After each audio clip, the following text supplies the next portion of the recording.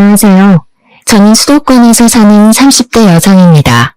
항상 여기 사연을 듣기만 했는데 저도 사연을 보내려니 무슨 말부터 시작해야 할지 모르겠네요. 사실 얼마 전에 정말 끔찍한 사건을 하나 겪었거든요. 아직도 그때 생각하면 심장이 두근거리고 손이 떨리지만 이제는 그 일에서 벗어나고자 어렵게 컴퓨터에 앉아 사연을 보내려고 합니다. 비록 글이 횡설수설하더라도 넓은 마음으로 이해 부탁드려요. 먼저 본격적인 이야기를 하기에 앞서 우리 집 이야기를 해야 할 듯합니다. 저희 아빠는 제가 태어나기 전부터 할아버지의 사업을 물려받아 전자부품 제조회사를 운영했어요. 아빠는 회사를 키우는데 청춘을 바쳤고 그 결과 작년 기준 직원 수는 100명, 연매출은 150억 정도 나옵니다. 엄마는 아빠 회사의 사무실 업무를 담당하고 계세요. 저는 수도권의 4년제 대학교 영어영문학과를 졸업하고 처음에는 아빠 회사에서 일하려고 했지만 돌아다니기를 좋아하고 한 곳에 진득히 있지 못하는 성격이라 회사 생활은 너무 지루하고 재미없을 것 같았습니다. 무슨 일을 해볼까 고민하다가 어릴 때 꿈인 스튜어디스가 되어보고자 항공사에 지원했는데 서류는 항상 붙었지만 면접에서는 자꾸 떨어지더라고요. 1년 정도 도전하다가 계속 안 돼서 결국 포기하고 지금은 학원 영어 강사로 근무 중입니다. 그리고 사실 저에게는 가족이 하나 더 있는데 바로 1살 많은 오빠예요.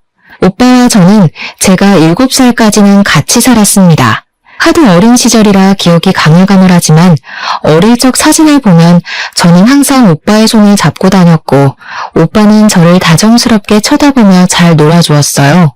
행복만이 가득할 것 같은 우리 집에 오빠가 학교에 입학한 해의 추석 명절날 비극이 닥쳤습니다. 수도권에 살던 우리는 우리 집과 가까운 친할머니 집에 있다가 전라도에 사시는 외할머니 집에 가기 위해 고속버스 터미널에 갔어요. 원래 명절 때마다 터미널에는 사람이 붐볐지만 그 해는 유난히 사람이 많아 아빠는 오빠를, 엄마는 내 손을 꼭 붙잡고 이동하다가 사람들에게 휩쓸려 오빠가 아빠의 손을 놓쳐버렸습니다. 아빠가 바로 오빠의 이름을 불렀지만 오빠는 증발한 것처럼 사라져버렸어요. 그 뒤로 한동안 저는 친할머니 집에 있고 부모님은 오빠의 행방을 찾으러 몇 년 동안 전국 각지를 돌며 다녔지만 오빠의 머리카락조차 발견되지 않았습니다. 오빠가 실종되고 우리 집은 몇 년간 초상집이었어요. 웃음소리도 대화 소리조차도 없었고 그저 눈물과 한숨소리로만 가득했습니다. 부모님이 저에게 화를 내거나 무섭게 하시지는 않았지만 부모님의 얼굴에는 그늘이 가득했었고 저는 그런 부모님께 투정이나 어리광 한 번 부리지 못하고 자랐어요. 그렇게 5년 정도가 지났습니다. 부모님은 여전히 슬픔에 잠겨 있었고 저는 왜인지 모르게 자주 배가 아프고 무엇보다 두통이 심했어요. 동네 내과 소아과에서는 큰 이상이 없다고 했지만 저는 많이 아프고 힘들어서 친구들과 놀지도 못했습니다. 그래서 대학병원까지 가서 검사한 결과 우울증 진단이 나왔어요. 부모님은 그 결과를 듣고서는 아들도 잃고 딸까지 잃을 뻔했다면서 펑펑 우셨습니다. 그리고 그날 이후로는 부모님이 점차 달라지셨어요. 항상 무표정으로만 계시던 두 분이 제 앞에서는 항상 웃으셨고 매주 주말마다 놀이공원, 상황이 안 되면 집 앞 공원이라도 나가서 함께 시간을 보냈습니다. 여전히 부모님은 오빠를 잃은 슬픔이 크긴 했지만 적어도 제 앞에서는 이전처럼 눈물이나 한숨을 보이지 않으셨어요. 이런 부모님의 노력 끝에 저는 우울증을 극복하고 다시 밝게 살 수가 있었습니다. 물론 아직도 제 마음에는 오빠를 잃은 아픔이 있기는 했지만요. 아무튼 무사히 대학교까지 졸업하고 학원 영어 강사가 되었고 친구가 소개팅을 해줘서 남편을 만나 결혼도 했습니다. 남편은 홀어머니를 모시고 사는 외동아들이에요. 저의 시어머니는 요양원 원장님이시고 상당히 직설적으로 말하는 성격이십니다. 처음에 제가 인사를 갔을 때도 제 직업에 대해서 들어보시고는 그깟 강사가 벌면 얼마나 버냐고 하시던 분이세요. 그래도 저에게 설거지, 제사, 김장과 같은 일을 시키시지도 않았고 부당한 요구를 하시는 분은 아니시기에 크게 불편하지는 않았습니다. 남편도 저는 물론 친정 부모님께도 정말 잘했으며 집안일도 잘 도와주었어요. 결혼 후 남편과의 관계도 돈독했고 저도 강사로서 어느 정도 입지를 다지며 남부럽지 않은 신혼생활을 즐기고 있었습니다. 다만 아빠의 회사 근처에 비슷한 업종의 회사가 새로 생겨서 매출이 조금 줄어들기는 했지만 그래도 큰 타격을 입을 정도는 아니었어요. 그러던 어느 날이었습니다. 아빠의 생신을 앞두고 평일에는 다들 일하느라 한자리에 모이기 힘드니 주말에 같이 점심을 먹으며 아빠의 생신 파티를 하기로 했어요. 그런데 미리 약속했던 날 아빠와 친한 거래처 사장님의 딸이 결혼식을 하는데 제 결혼식 때도 오셨던 사장님이시라 안 갈 수가 없다고 하셔서 어쩔 수 없이 점심 약속을 저녁으로 미뤘습니다. 아빠는 결혼식을 다녀오고 저녁에 가족끼리 만났는데 아빠가 큰 고민이 있어 보이셨어요. 저는 걱정이 돼서 결혼식장에서 무슨 일 있었냐고 물었더니 아빠가 하는 말이 결혼식장에서 오빠와 닮은 사람이 만난 것 같다고 하시는 게 아니겠어요?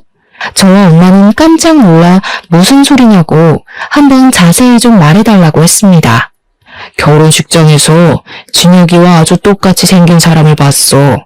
대충 겉으로 봤을 때는 지금 진혁이의 나이인 30대 초반에서 중반 정도 되어 보이고 내 젊을 때랑 아주 똑같이 생겼었어.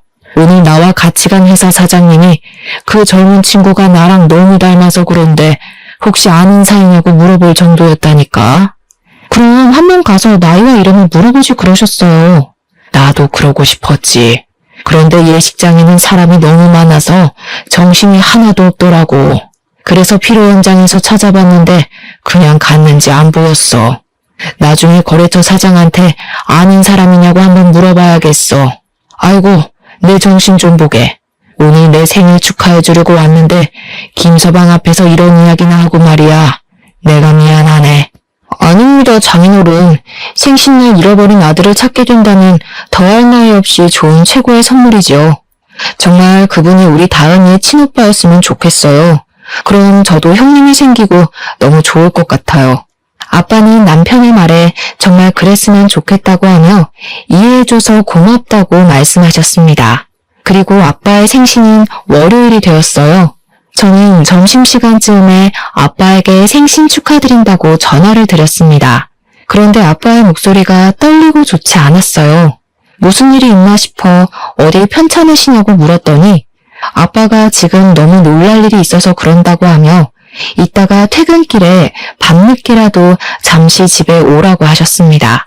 제 근무 시간이 오후 2시에서 밤 10시까지이고 정리하고 뭐하고 하면 밤 11시에나 퇴근할 수 있어요. 그래서 밤 11시에 집에 가도 괜찮냐고 했더니 상관없다고 하시며 오늘 꼭 잠깐만 집에 들러달라고 하시고는 전화를 끊으셨습니다. 아빠의 목소리를 들으니 무슨 안 좋은 일이 있나 싶어 걱정되어 엄마에게도 전화했는데 엄마는 전화를 받지 않았어요. 그날은 부모님 걱정에 어떻게 하루 강의를 마쳤는지 모르겠습니다. 어찌어찌 수업을 마치고 강의를 마치자마자 원장 선생님께 양해를 구하고 바로 집으로 달려갔어요. 집에 갔더니 부모님은 눈물을 흘리셨는지 눈이 벌겋고 팅팅 부어 있었고 그 모습을 본 저는 깜짝 놀랐습니다. 다은아, 놀라지 마. 진혁이를 찾은 것 같아. 너의 오빠 찾았다고. 아빠의 말에 저는 심장이 쿵 내려앉는 것 같았습니다. 너무 기쁘기도 하고 이게 도대체 무슨 상황인가 싶어 일단 차근차근 말해달라고 했어요. 아빠는 거래처 사장님 딸의 결혼식장에서 본 젊은 사람이 오빠라는 확신이 들었다고 합니다. 그래서 오늘 출근하자마자 거래처 사장님께 전화해서 사실 어릴 때 잃은 아들이 있는데 하객으로 온 한 젊은 친구가 아빠의 젊은 시절과 너무 닮아서 혹시나 해서 물어본다고 했어요. 그 말을 들은 순간 거래처 사장님은 누구를 찾으려는지 알 것 같다고 하며 오빠의 현재 직장을 알려주었다고 합니다. 알고 보니 오빠는 아빠 회사 근처에 새로 생긴 비슷한 업종의 회사 개발팀 팀장이었어요. 거래처 사장님이 오빠가 다니는 회사 사장님의 번호를 알려주셔서 아빠가 바로 사장님께 전화했고 오빠를 닮은 젊은 사람의 나이와 이름을 알 수 있는데 나이는 현재 오빠의 나이와 같은 35살이고 이름은 오빠의 이름과 같은 이진혁이었습니다. 이 사실을 안 것이 점심시간쯤이었고 점심시간이 지난 후 아빠는 바로 그 회사로 달려가 봤지만 아쉽게도 오빠는 지금 다른 지방으로 출장 중이라 볼 수 없었어요. 하지만 사원증으로 사진은 볼 수 있었는데 사진을 보니 오빠라는 확신이 들었다고 합니다. 아빠는 회사 사장님으로부터 어떻게 오빠가 이 회사 직원으로 있을 수 있는지 그 이야기를 듣게 되었어요. 사장님은 지금 회사를 차리기 전에 다른 회사에서 부장으로 있었고 오빠는 신입사원이었습니다. 그 당시 오빠는 배우려는 열정도 가득하고 항상 열심히 하려고 해서 당시 부장이었던 사장님 눈에는 참 인상 깊었다고 해요. 그 뒤로 종종 같이 저녁을 먹으며 살아온 이야기를 했는데 오빠는 보육원에서 살다가 성인이 되어 자립금을 받고 시설에서 나와 직업 전문학교에서 이쪽 일을 배웠다고 했습니다. 사장님은 힘들게 살아온 오빠가 안쓰러워 더 잘 챙겨주고 기술을 하나라도 더 알려주려고 했다고 해요. 그러다가 사장님이 우연한 기회에 자신의 회사를 차릴 수 있었는데 함께 일할 직원을 구하다가 오빠가 생각나 개발팀 팀장으로 스카우트했다고 했습니다. 이 말을 들은 아빠는 눈물을 흘렸고 사장님은 오빠의 연락처를 알려주며 한번 연락해서 만나보라고 했다고 해요. 저는 부모님의 이야기를 듣고 드디어 오빠를 찾았다는 생각에 기쁘기도 하고 얼떨떨하기도 했습니다. 집에 가서 남편에게 오빠를 찾았다고 이야기하니 남편도 어떻게 이런 우연이 있냐고 하며 매우 잘 됐다고 했어요. 그리고 그 주 주말 오빠와 우리 가족이 드디어 한자리에 만났습니다. 엄마는 오빠의 뺨에 어루만지며 드디어 우리 아들을 만났다고 눈물을 흘렸고 오빠 역시 너무 보고 싶었다고 하며 펑펑 울었어요. 그리고 오빠는 저를 보더니 매일 울기만 하고 코나 질질 흘리던 그 꼬맹이가 벌써 이렇게 커서 결혼까지 했냐고 했습니다. 우리 가족의 모습을 본 남편도 옆에서 눈물을 흘렸어요. 오빠는 지금 우리 집과 그다지 멀지 않은 곳에서 살고 있었기에 우리는 앞으로도 종종 모이기로 약속했습니다. 남편 역시 오빠에게 매형이 생겨서 너무 기쁘다고 하며 앞으로 자주 만나 함께 술도 마시자고 했어요.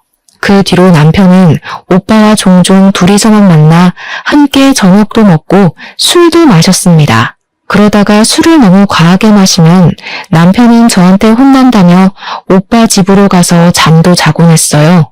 그럴 때마다 저는 술 먹고 집에 안 들어오는 남편을 향해 바가지를 긁었지만 오빠는 매제 아침에 해장까지 시켜서 잘 보낼 테니 남편 너무 혼내지 말라고 했습니다. 저와는 달리 부모님은 오빠와 남편이 형제처럼 잘 지내는 것 같아 너무 보기 좋다고 흐뭇해하셨어요. 그렇게 2년 정도가 지났습니다. 아빠는 이제 연세가 있으셔서 회사 운영하는 데 많이 힘들어하셨어요. 아빠는 같이 일도 하고 앞으로 회사를 물려받을 수 있을 정도로 믿을 만한 사람이 필요하다고 했습니다. 직원들도 있었고 회사 간부도 있기는 했지만 아빠는 그 사람들이 회사를 운영해 나가기에는 적합하지 않다고 생각하셨어요. 그래서 아빠는 오빠가 아빠의 회사로 오기 바랐지만 오빠는 지금 있는 회사의 사장님께 죄송해서 이직하기 어렵다고 했습니다. 이 모든 상황을 들은 남편은 장인어른의 건강이 걱정된다며 회사에 들어가서 일을 도와드리고 싶다고 했어요. 그런데 남편은 전공이 전혀 다른 쪽이고 아빠 회사는 아무래도 기계를 직접 조작하고 다뤄야 하는 일이라 처음부터 하나하나 배워야만 했습니다. 저는 남편에게 아빠 회사로 들어가면 하나부터 열까지 다 배워야만 하는 상황이라 힘들 수도 있다고 했지만 남편은 솔직히 지금 다니는 회사에는 희망이 없어 보인다며 아빠의 회사로 들어가서 기술을 배우고 싶다고 했어요. 아빠도 남편에게 회사로 들어오면 힘들 것이라고 했지만 남편은 생각이 아주 확고했고 결국 남편은 아빠의 회사에 입사하게 되었습니다. 남편은 정말 열심히 했어요. 거의 매일 자정까지 일하며 기계 조작하는 것을 배웠고 주말에도 회사에 갔습니다. 저는 너무 힘들게 일하는 남편이 안쓰러워 몸도 생각해가며 일하라고 했지만 남편은 지금 빨리 일을 배워야 한다며 그 누구보다 열심히 했어요. 그러나 회사 사람들은 남편을 인정해주지 않았습니다. 일부러 남편 앞에서는 전문 용어를 써서 남편이 하나도 못 알아듣게 하고 회사 내의 중요한 일도 남편에게 말해주지 않는다고 해요. 남편은 그 사람들에게 인정받으려면 빨리 일을 배워야 한다고 하며 이 악물고 정말 열심히 일했습니다. 아빠도 그런 남편의 모습을 아주 좋게 보셨고 아직은 남편이 회사에서 일을 맡아서 할 정도는 아니지만 조금 더 있으면 회사에 큰 도움이 될 수 있을 것 같다며 칭찬을 하셨어요. 그러다가 명절이 왔습니다. 원래 시댁이 우리 집에서 1시간 거리라서 한 달에 한 번꼴로 시댁에 갔었는데 남편이 아빠 회사로 들어가고 나서는 거의 넉 달 만에 시댁에 간 상황이었어요. 시어머니는 오랜만에 본 남편을 보며 한숨을 푹 쉬셨습니다. 우리 준석이 얼굴이 아주 반쪽이 됐네. 우리 준석이가 너네 아빠 회사에서 일하는데 무슨 일반 사람들처럼 그렇게 일을 시키니? 아무래도 아빠 회사는 기술이 필요한 회사라 아직은 배우느라 그래요. 다들 이쪽 업계에서 10년, 20년은 되신 분들인데 이분들과 함께 일하려면 아무래도 남편도 열심히 해야죠. 그래서 저와 남편이 힘들 수 있다고 남편이 말렸는데 남편이 굳이 아빠 회사에 들어갔네요. 어머, 얘 좀 보게. 아무리 그래도 준석이가 사장님의 사위인데 그냥 한 자리 하나 주면 안 되니? 누가 들으면 무슨 너네 아빠 회사가 대기업인 줄 알겠다. 그래봤자 동네 구멍가게 수준인 가게인데 뭘 그리 따지고 드니? 그냥 빨리 딸인 네가 너네 아빠한테 우리 아들한테 부장이나 차장 같은 자리 하나 주라고 말해봐. 그래야 빨리 우리 아들도 사장도 하고 하지 않겠어? 너도 기왕이면 사장 와이프면 좋잖아. 우리 아들 그래도 수도권에 4년제 대학도 나오고 이전 회사에서 그래도 인정받으면서 살던 애인데 너무 고생해서 안쓰럽다. 어머니, 지금 어찌어찌 해서 남편이 관리직에 앉았다고 해도 기술에 대해서 전혀 모른다면 분명히 사람들에게 무시당할 거예요. 그런 것 때문에 아빠도 남편에게 쉽게 관리직 자리를 못 주시는 거고요. 참 네가 융통성 없는 게 네 아빠 닮아서 그런가 보다. 아휴, 내가 말을 말아야지. 우리 준석이만 고생이네. 시어머니는 살 빠진 남편의 모습에 크게 안타까워했습니다. 시어머니의 말이 좋게 들리지는 않았지만 남편이 아빠 회사 다니며 고생을 해서 살이 빠진 것이 사실이기에 별다른 할 말이 없었어요. 그냥 남편이 건강을 잃지 않도록 잘 내조하겠다고 말했습니다. 그런데 시어머니가 그 뒤로도 명절 내내 우리 아들 안쓰럽다며 이야기를 했고 처음에는 저도 같이 안쓰러운 마음이 들었으나 점점 듣기 힘들었고 슬슬 짜증이 났어요. 이런 제 마음을 알았는지 남편도 시어머니에게 그만하라고 했고 남편의 말에 시어머니는 이야기는 하지 않았는데 집에 갈 때 보니 시어머니가 울고 있었습니다. 왜 우시냐고 했더니 준석이가 너무 안쓰럽다고 하며 너네 아빠한테 잘 이야기해서 얼른 관리직 하나 달라고 했어요. 그래도 30대 중반인데 아직도 그렇게 남의 밑에서 고생하며 일하는 게 너무 안쓰럽다면서요. 저는 그날 시댁에서 나오면서 남편에게 혹시라도 버티기 어려울 정도로 힘들면 언제든지 말하라고 했습니다. 남편은 이제 일도 조금씩 손에 익고 괜찮다고 하며 열심히 해보겠다고 하는데 남편을 보니 뭔가 고맙기도 했고 마음이 짠하기도 했어요. 그렇게 1년 정도 지나자 아빠 회사 임직원들이 드디어 남편을 인정해주기 시작했습니다. 하루는 회식을 갔다가 남편이 아주 기분 좋아서 오는 거예요. 회식 때 무슨 좋은 일 있었냐고 했더니 오늘 회식 자리에서 부장님이 사과했다는 겁니다. 무슨 소리냐고 하니 부장님이 그동안 사장님의 사위인데다가 이쪽 업계에서는 한 번도 일해보지 않았다고 해서 낙하산으로 오해했는데 지난 1년간 정말 열심히 일하는 것을 봤다며 오해해서 미안했다고 말했다는 것이에요. 부장님의 말에 다른 직원들도 자신들도 오해했다고 하며 남편에게 사과했다고 합니다. 남편은 역시 진심은 통하는 것 같다며 뿌듯해했고 그 뒤로는 회사 사람들과 잘 어울렸고 대리로 승진도 했어요. 남편이 대리가 되고 얼마 지나지 않았을 때 아빠와 오빠 회사에 큰 변화가 생겼습니다. 이런저런 복잡한 사정으로 인해 오빠의 회사가 아빠의 회사로 인수합병이 돼서 오빠가 아빠의 회사에서 일하게 되었어요. 오빠가 다니던 회사와 아빠가 운영하시던 회사는 거의 같은 부품을 제조하는 업체이고 부품을 제조하는 기계 역시 거의 같았습니다. 그래서 오빠는 회사 일에 쉽게 적응할 수 있었고 일을 너무 잘했어요. 아빠 회사 사람들도 오빠가 일을 잘한다는 것을 부정하지 못했습니다. 게다가 눈치도 빠르고 눈썰미도 있고 사람들 사이에 잘 융화되었어요. 무엇보다 회사 합병 후 처음엔 이런저런 갈등들이 꽤 많았는데 그런 갈등이 생길 때마다 오빠는 현명하게 대처해서 큰 싸움이나 갈등이 생길 뻔한 것을 막았다고 합니다. 사람들은 다들 오빠의 성품과 실력을 높이 평가했고 오빠는 바로 차장으로 초고속 승진을 했어요. 오빠는 임직원들이 낙하산이라고 불만을 토로하면 어쩌냐고 했지만 회사 내에서는 아무도 오빠가 차장이 되었다고 해서 불만을 품지 않았습니다. 이렇게 오빠는 초고속으로 차장이 되었지만 남편은 여전히 대리였어요. 물론 남편도 최선을 다해서 노력하고 있었습니다. 하지만 20살 때부터 직업 전문학교에 들어가서 일해온 오빠와 이제 고작 3년 차인 남편이 어떻게 같을 수가 있겠나요? 저와 아빠는 당연히 오빠가 먼저 승진하는 것이 바르다고 생각했는데 남편은 그게 아니었습니다. 남편은 계속 오빠가 차장이 된 것이 마음에 들지 않는다는 식으로 이야기했어요. 하루는 남편이 퇴근하고 집에 왔는데 투덜대는 것입니다. 장인어른 정말 너무하시는 거 아니야? 아무리 형님이 이쪽 업계에서 일했다고는 하지만 그래도 어떻게 차장까지 바로 승진시킬 수가 있어? 장인어른도 그러고 회사 사람들도 다들 형님한테 홀라당 홀려서는 보니까 기계 조작하는 것도 나랑 별반 다른 것도 없더구만. 어떻게 형님은 바로 차장이고 나는 아직도 대리 나부랭이냐고. 나도 이렇게 노력하고 있는데 말이야. 과장이라도 시켜줘야 하는 거 아니야? 나도 아빠한테 대충 회사 상황은 들었는데 솔직히 여보가 열심히 했던 것은 인정하지만 오빠는 지금 이 업계에서 20살 때부터 일해왔던 반면에 여보는 이제 고작 3년이야. 이런 상황에서 여보가 오빠보다 더 인정받기를 원한다는 것은 욕심 아닐까? 그리고 오빠가 차장이 된 것에 대해 불만을 가지는 직원도 아무도 없다면서 왜 여보만 그렇게 불만이야? 솔직히 나는 기계 어떻게 조작하는지 어떤지 아무것도 모르기는 하지만 그래도 아빠와 회사 직원들이 다들 인정했다면 여보보다 오빠가 더 실력이 있다는 뜻 아닐까?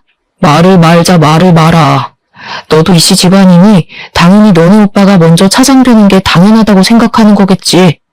남편은 제 말에 수긍하지 못하고 혼자 씩씩대더니 작은 방으로 문 닫고 들어가 버렸습니다. 그 뒤로 남편은 나오지 않았고 저는 남편이 이 정도까지 화를 내는 것이 이해가 가지 않았어요. 그렇게 밤이 되고 저는 혼자 큰 방에서 잠을 잤습니다. 잠을 자다가 새벽에 목이 말라 거실로 나왔는데 남편이 누군가와 통화 중이었어요. 저는 이 새벽에 누구와 통화 중인가 싶어서 몰래 엿들었는데 대충 대화 내용을 들어보니 시어머니와 통화를 하고 있었습니다. 남편은 시어머니에게 우리 아빠의 회사를 물려받아 사장 자리에 한번 앉아볼 생각으로 왔는데 갑자기 형님 그러니까 우리 오빠가 등장하는 바람에 일이 다 틀어졌다고 말을 했어요.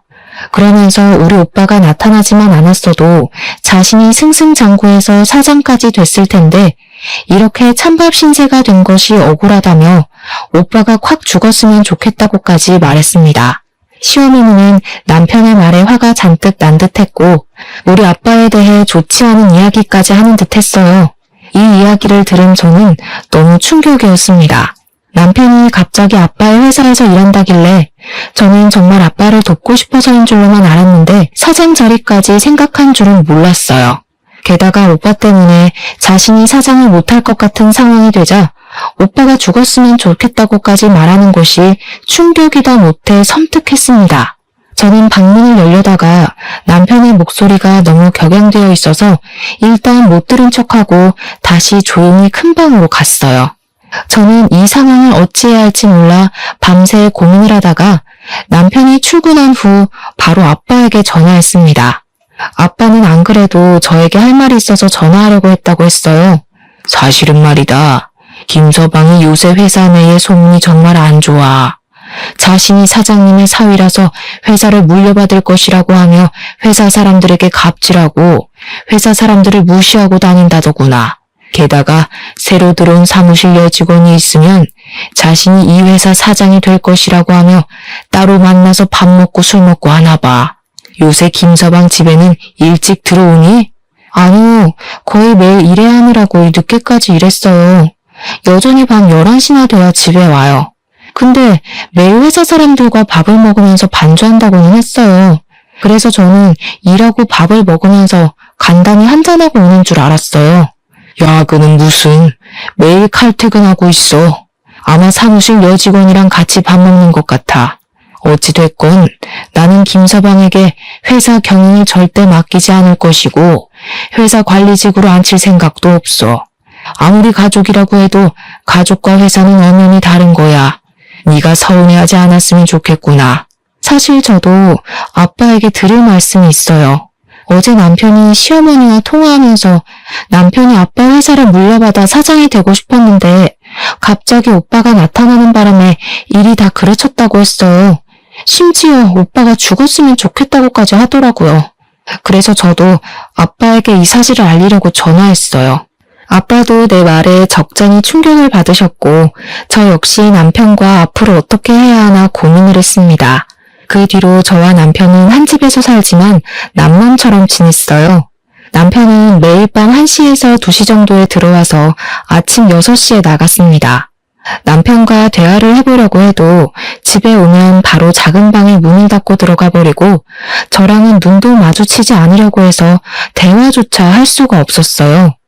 그러다가 주말이 되었습니다. 아침 10시쯤에 일어났는데 남편은 일찍부터 어디론가 나가서 보이지 않았어요. 남편이 한 번씩 주말에 운동하러 나갔다가 오후 늦게 집에 들어왔었기에 당연히 남편이 운동하러 갔을 것으로 생각했습니다. 저 혼자 간단히 밥을 먹으려고 준비하고 있을 때 엄마에게 전화가 왔어요. 겉절이랑 남편이 좋아하던 갈비찜도 하고 밑반찬 몇 개 했다고 하시며 아빠와 함께 집에 잠깐 들려도 되겠냐고 하셨습니다. 저는 지금 남편 없으니 집에 오시라고 했어요. 잠시 후 엄마와 아빠가 갈비찜에 겉절이에 밑반찬을 한가득 들고 오셨습니다. 부모님은 집에 오시자마자 냉장고 앞으로 가셔서는 냉장고에 반찬들을 하나하나 넣어주셨어요. 그러고 있는데 밖에서 비밀번호 누르는 소리가 들렸습니다.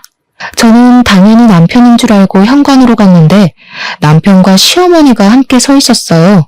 시어머니는 저를 보자마자 뺨을 때렸습니다. 내가 저번 명절 때 분명히 말했지? 너네 아빠한테 말해서 얼른 관리직이라도 한 자리 달라고 말이야. 아니 지금 너네 아빠 회사에 다닌 지 몇 년이 됐는데 아직도 대리 나부랭이가 뭐니? 너네 오빠인가 뭔가 하는 사람은 들어온 지 한 달 만에 차장 달았던데. 솔직히 너네 아빠 너무한 거 아니냐? 아빠도 다 생각이 있으셔서 그렇게 하시는 거죠. 아무리 그래도 그렇지 이렇게 막무가내로 오셔서 갑자기 제 뺨을 때리시는 건 너무하신 거 아니에요? 뭐가 너무해? 나 지금 너 머리채도 잡고 싶은 거 간신히 참고 있다. 아니 도대체 그깟 구멍가게에서 왜 그리 관리직 자리를 안 줘? 지금 당장도 우리 아들 사장 자리에 앉혀놓으면 잘할 텐데 왜 우리 아들을 못 믿고 그렇게 노예처럼 부려먹냐고. 그리고 네 오빠라는 사람은 솔직히 몇십 년 만에 만났으면 남남 아니야? 네 오빠라는 사람한테는 한 달 만에 차장 자리 주고 3년 가까이 일한 우리 아들은 아직도 대리이고 이게 말이 된다고 생각해?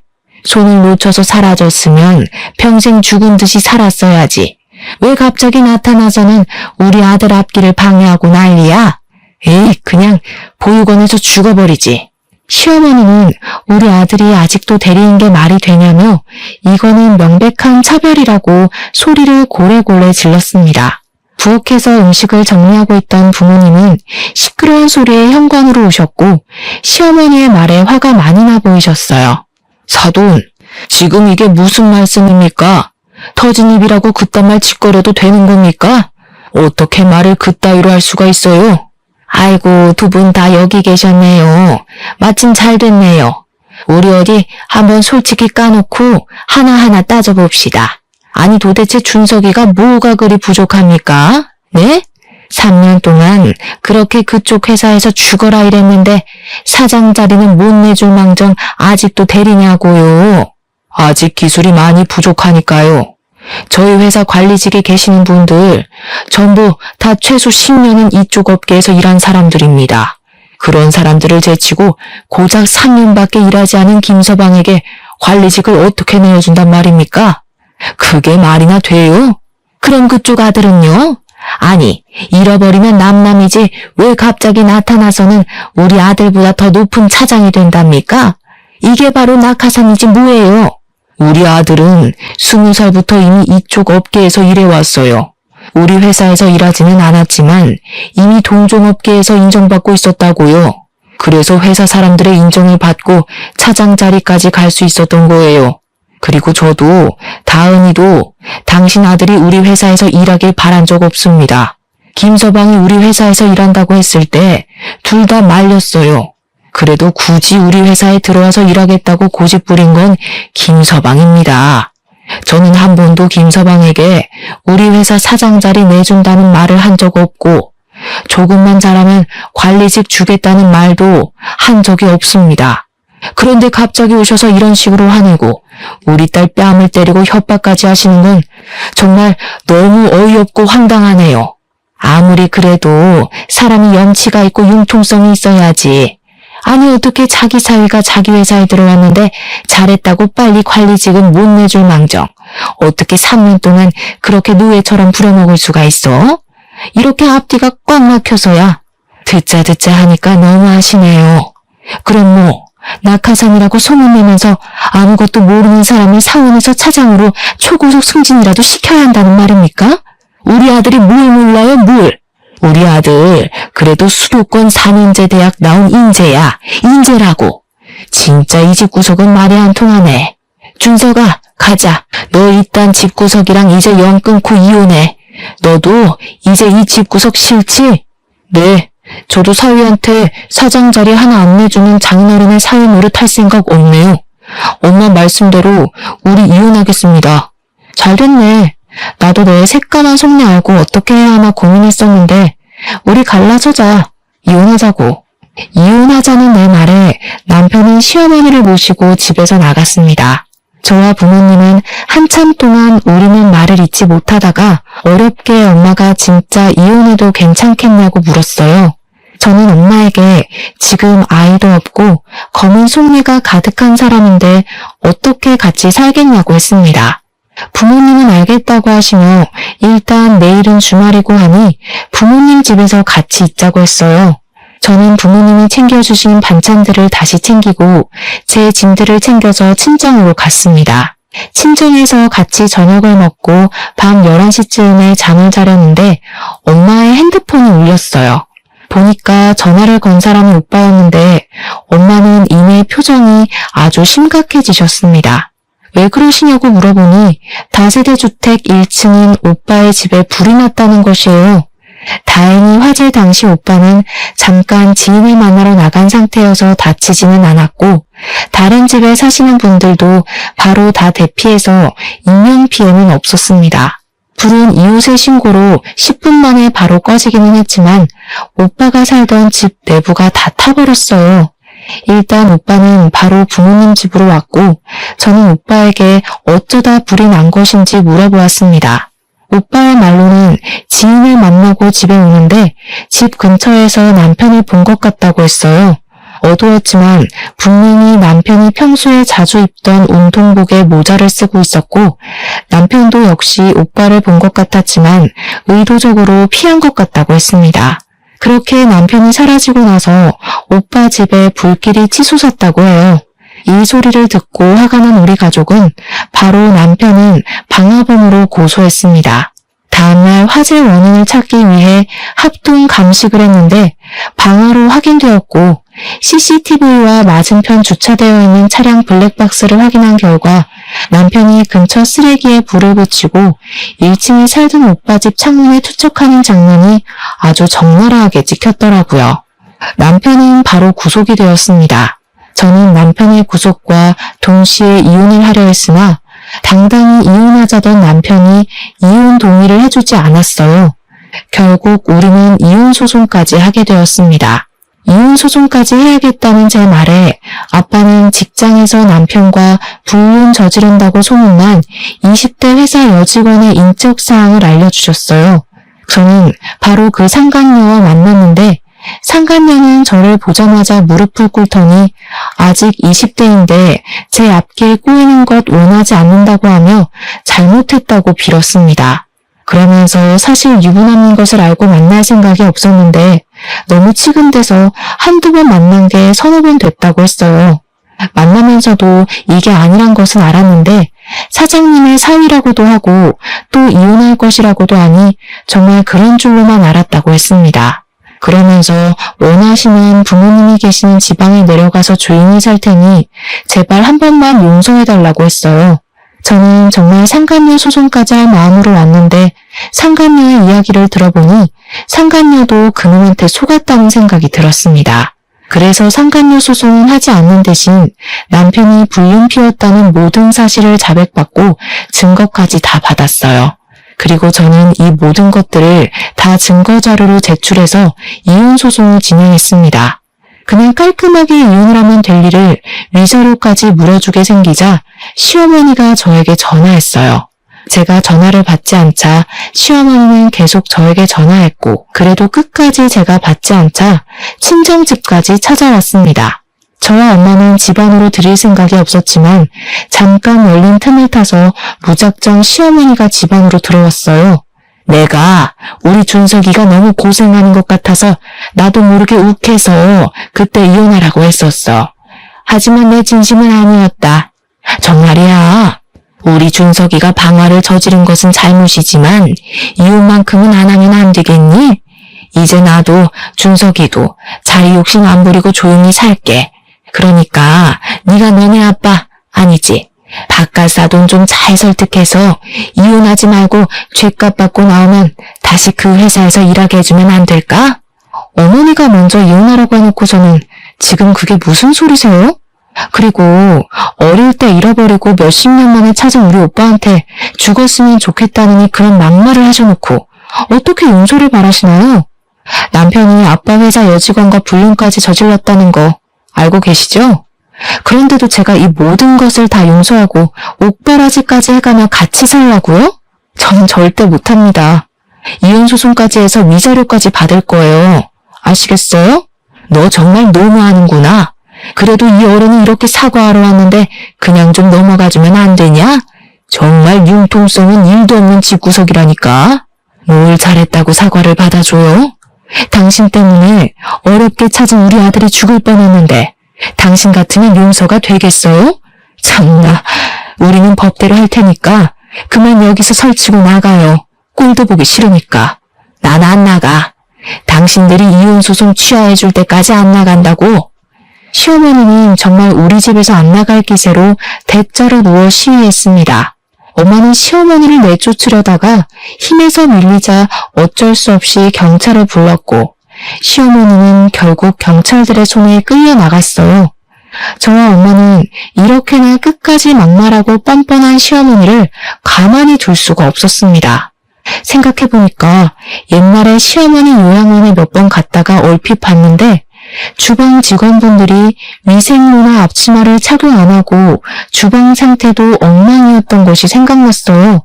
그래서 식품위생법 위반으로 시어머니의 요양원을 신고해버렸고 그 결과 영업정지 2개월 처분을 받았습니다.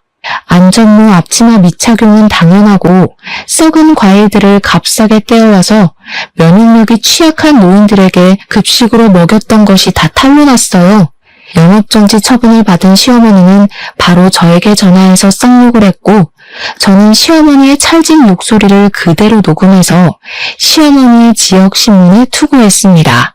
그러자 그곳에 부모님을 요양시킨 보호자들이 난리가 났고, 요양원 직원들도 시어머니의 막말에 도저히 일을 못하겠다며 전부 퇴사해버렸어요.